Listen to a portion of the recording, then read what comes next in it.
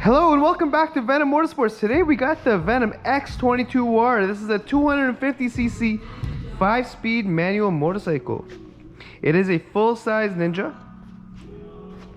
The one I'm presenting to you today is the red color. This is also available in a blue and a black. Doing a quick little walk around the bike just to give you a full view of how it looks and how it would arrive to you. Gonna dive in right to the dash right away. You'll notice we got the gold handlebar clamps. We got the kill switch on the right hand side.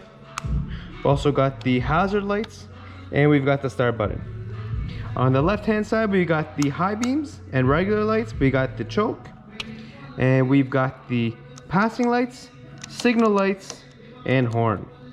Once I turn over the dash, you'll notice it all lights up.